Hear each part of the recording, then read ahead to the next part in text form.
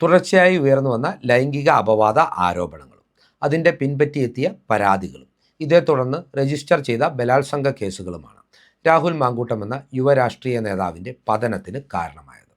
രാഹുലിന് യൂത്ത് കോൺഗ്രസിൻ്റെ സംസ്ഥാന അധ്യക്ഷ സ്ഥാനവും MLA എന്ന നിലയിൽ കോൺഗ്രസ് പാർലമെൻ്ററി പാർട്ടിയിലുണ്ടായിരുന്ന പ്രാതിനിധ്യവും ആത്യന്തികമായി കോൺഗ്രസ് പാർട്ടിയുടെ പ്രാഥമിക അംഗത്വവും നഷ്ടമാക്കിയത് ഈ വിവാദങ്ങൾ തന്നെയാണ്.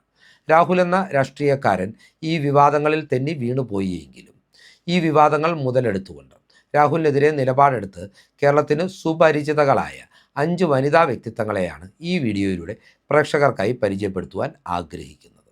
ഈ പട്ടികയിലെ 1-ാം പേരുകാരിയെ ആർക്കും ഊഹിക്കാവുന്നതേ ഉള്ളൂ.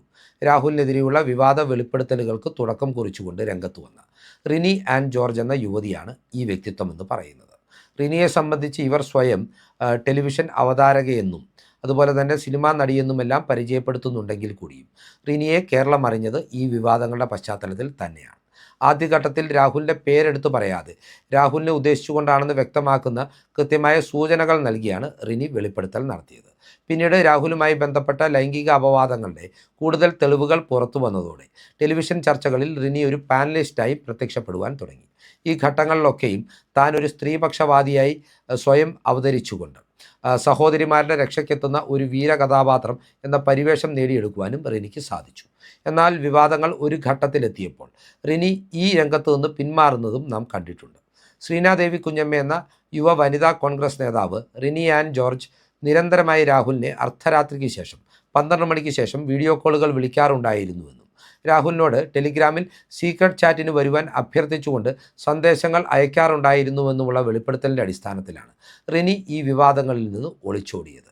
ശ്രീനാദേവി കുഞ്ഞമ്മ ഇതുമായി ബന്ധപ്പെട്ട തെളിവുകൾ പുറത്തുവിടുവാൻ തയ്യാറാണ് എന്ന വെല്ലുവിളി ഉയർത്തിയപ്പോഴും റിനി ഇതിനോട് പ്രതികരിച്ചതുമില്ല. ഏതൊക്കെയാണെങ്കിലും റിനി ആ ഘട്ടത്തിൽ വിവാദത്തിൽ നിന്ന് പിൻവാങ്ങിയെങ്കിലും കേരളമെമ്പാടും പരിചിതയാകുവാനും കമ്മ്യൂണിസ്റ്റ് പാർട്ടിയുടെ വേദിയിലടക്കം പ്രത്യക്ഷപ്പെടുവാനുമുള്ള സാഹചര്യം റിനിക്കൊരുക്കിയത് രാഹുലുമായി ബന്ധപ്പെട്ട വിവാദങ്ങളും അതിൽ റിനിയുടെ പങ്കാളിത്തവും തന്നെയായിരുന്നു. ഈ പട്ടികയിലെ 2-ാം പേരുകാരി എന്ന് പറയുന്നത് പ്രവാസിയായ വനിതാ സാഹിത്യകാരി ഹണി ഭാസ്കറാണ്. ഹണി ഭാസ്കറാണ് റിനിക്ക് തൊട്ടു പിന്നാലെ തന്നെ രാഹുൽ തനിക്കും മോശപ്പെട്ട സന്ദേശങ്ങൾ അയച്ചിരുന്നു എന്ന വെളിപ്പെടുത്തലുമായി രംഗത്ത് വന്നത്. ഇതിൻ്റെ അടിസ്ഥാനത്തിൽ മാധ്യമങ്ങളിലടക്കം അവർ ബൈറ്റ് നൽകുകയും ചെയ്തിട്ടുണ്ട്. 18ഓളം കൃതികളുടെ രചയിതാവായിട്ടാണ് ഹണി ഭാസ്കറിനെ കുറിച്ച് നമുക്ക് മനസ്സിലാക്കുവാൻ സാധിക്കുന്നത്. എന്നാൽ ഇതിൻ്റെ പേരിലല്ല, നേരെ മറിച്ച് രാഹുലുമായി ബന്ധപ്പെട്ട് വിവാദ വെളിപ്പെടുത്തൽ നടത്തിയതിൻ്റെ അടിസ്ഥാനത്തിലാണ് ഹണി ഭാസ്കർ എന്ന വ്യക്തിത്വത്തെ കേരളം അറിഞ്ഞു തുടങ്ങിയതും അവരുടെ പേര് ചർച്ച ചെയ്യുവാൻ ആരംഭിച്ചതും. ഏതൊക്കെയാണെങ്കിലും രാഹുലുമായി ബന്ധപ്പെട്ട് ഹണി ഭാസ്കർ നടത്തിയ വിവാദങ്ങൾ വലിയ രീതിയിൽ ചർച്ച ചെയ്യപ്പെട്ടുവെങ്കിൽ പോലും ഈ ചാറ്റുകളുടെ ഒന്നും സ്ക്രീൻഷോട്ടുകൾ അല്ലെങ്കിൽ തെളിവുകൾ പുറത്തുവിടുവാൻ ഹണി ഭാസ്കർ ഇതുവരെയും തയ്യാറായിട്ടില്ല. GCCയിലെ മികച്ച സാഹിത്യകാരിക്കുള്ള അവാർഡ് നേടിയെന്ന് അവകാശപ്പെടുന്ന ഹണി ഭാസ്കർ യഥാർത്ഥത്തിൽ കേരളം അറിയപ്പെടുന്ന വ്യക്തിത്വമായി മാറുവാൻ സഹായിച്ചത് അതുകൊണ്ട് തന്നെ രാഹുൽ വിവാദമാണ് എന്ന കാര്യത്തിലും തർക്കമില്ല.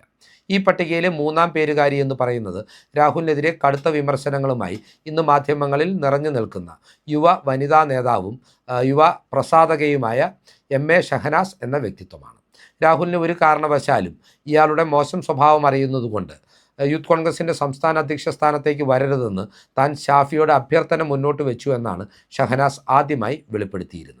എന്നാൽ ഷഹനാസിൻ്റെ ഈ വാദമുഖങ്ങളെ പൊളിച്ചുകൊണ്ട് രാഹുലിനോട് പാലക്കാട് തെരഞ്ഞെടുപ്പിൽ സ്ഥാനാർത്ഥിയാവാൻ ശ്രമിക്കണമെന്ന് സന്ദേശം അയച്ച വ്യക്തിയാണ് ഷഹനാസ് എന്ന വെളിപ്പെടുത്തൽ രാഹുലിനോട് അടുത്ത കേന്ദ്രങ്ങൾ പുറത്തുവിടുകയുണ്ടായി.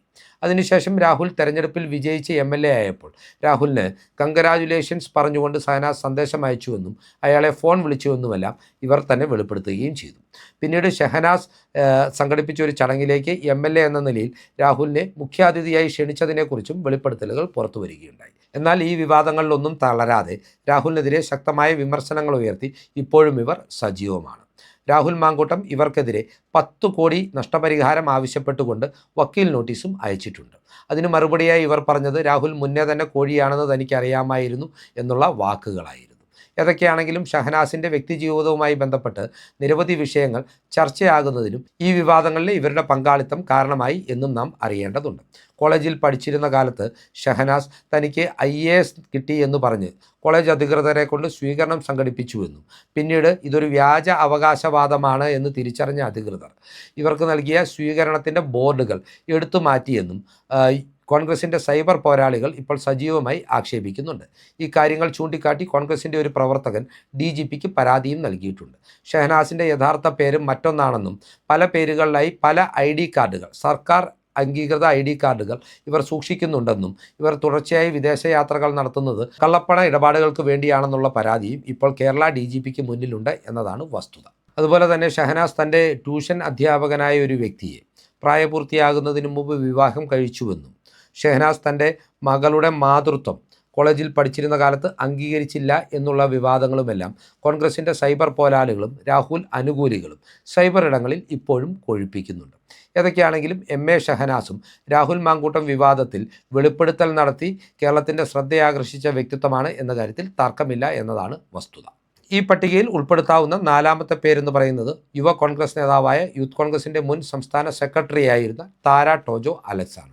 രാഹുലിനെതിരെ വിവാദമുയർന്ന ആദ്യഘട്ടത്തിൽ തന്നെ അതിരൂക്ഷമായ സമൂഹ മാധ്യമ പോസ്റ്റുകൾ പങ്കുവെച്ചുകൊണ്ടാണ് താര ടോജോ ഈ വിഷയത്തിലേക്ക് കടന്നു വന്നത്.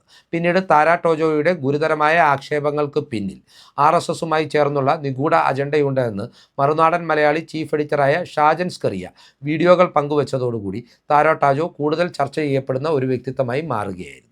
മറുനാടൻ ഷാജനെതിരെ താര ടോജോ 2 കേസുകൾ നൽകുകയും ഇതിൻ്റെ അടിസ്ഥാനത്തിൽ മറുനാടൻ എഡിറ്റർ ഷാജൻ സ്കറിയയ്ക്കെതിരെ ജാമ്യമില്ലാ വകുപ്പുകൾ ചുമത്തി കേസെടുക്കുന്ന സാഹചര്യവും ഉണ്ടായി. ഏതൊക്കെയാണെങ്കിലും ഇപ്പോൾ ഈ വിവാദങ്ങളിൽ നിശബ്ദത പാലിക്കുന്ന ഒരു വ്യക്തിത്വം കൂടിയാണ് താര ടോജോ അലക്സ്. ഈ പട്ടികയിലെ അവസാന പേരുകാരി എന്ന് പറയുന്നത് കേരളം അറിയപ്പെടുന്ന മാധ്യമ പ്രവർത്തകയായ ലക്ഷ്മി പത്മ തന്നെയാണ്.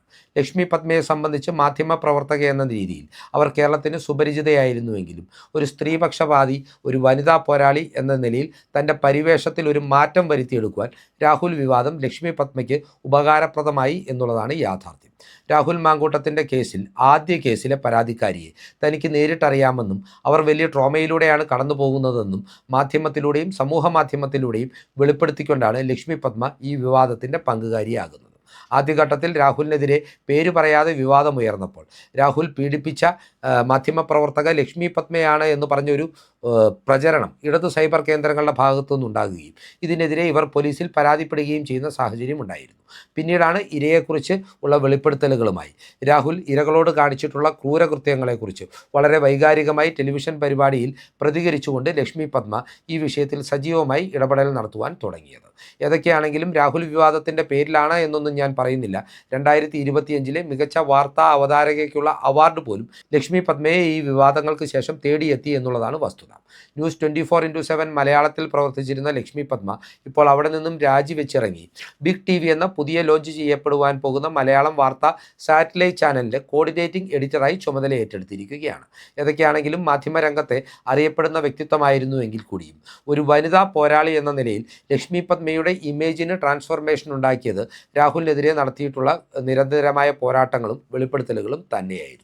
ഒരുപക്ഷെ ഇരയുടെ പേര് വെളിപ്പെടുത്തി എന്ന വിവാദങ്ങൾക്ക് തുടക്കം കുറിച്ചതും ലക്ഷ്മി പത്മ തന്നെയാണ് എന്ന് നാം ഈ ഘട്ടത്തിൽ ഓർക്കേണ്ടിയിരിക്കുന്നു. സന്ദീപ് വാര്യർ എന്ന കോൺഗ്രസ് നേതാവിനോട് അദ്ദേഹത്തിൻ്റെ പേജിൽ ഇരയുടെ ഫോട്ടോയുണ്ട് എന്നും അത് ഇരയെ തിരിച്ചറിയാനുണ്ടാക്കുന്ന സാഹചര്യങ്ങൾ ഉണ്ടാകുമെന്നും ലക്ഷ്മി പത്മ ഫോണിൽ വിളിച്ച് പറഞ്ഞതിന് ശേഷം ഇതേക്കുറിച്ച് അവർ ഒരു ഫേസ്ബുക്ക് പോസ്റ്റ് പങ്കുവെക്കുകയുണ്ടായി.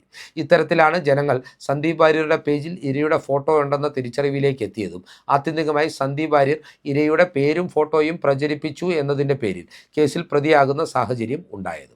ഇവിടെയും ലക്ഷ്മി പത്മയുടെ ഇടപെടലുകളെക്കുറിച്ച് കാര്യക്ഷമമായ അന്വേഷണമൊന്നും നടന്നില്ല എന്നതാണ് വസ്തുത.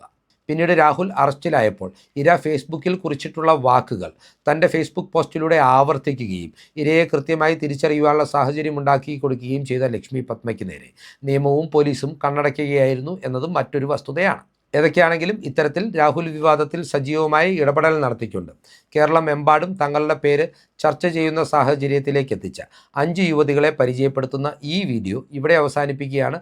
കൂടുതൽ രാഷ്ട്രീയ വാർത്തകൾക്കും വിശകലനങ്ങൾക്കുമായി ഞങ്ങളുടെ ചാനൽ സബ്സ്ക്രൈബ് ചെയ്യുക. നന്ദി.